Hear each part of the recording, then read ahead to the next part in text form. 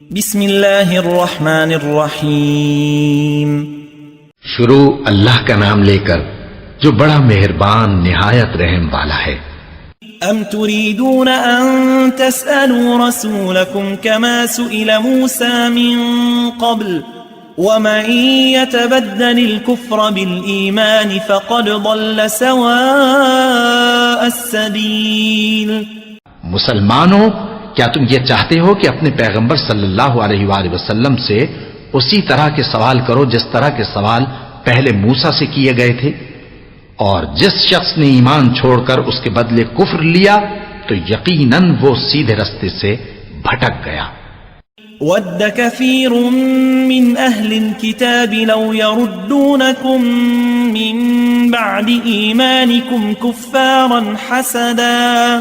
حسدا من عند أنفسهم من بعد ما تبين لهم الحق فاعفوا واصفحوا حتى يأتي الله بأمره ان اللہ علی کل شیء قدیر۔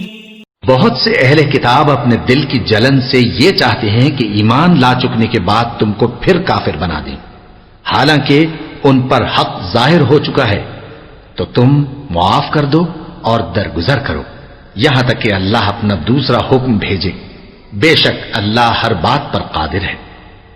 وَأَقِيمُوا الصَّلَاةَ وَآتُوا الزَّكَاةَ وَمَا تُقَدِّمُوا لِأَنفُسِكُم مِّنْ خَيْرٍ تَجِدُوهُ عِندَ اللَّهِ إِنَّ اللَّهَ بِمَا تَعْمَلُونَ بَصِيرٌ۔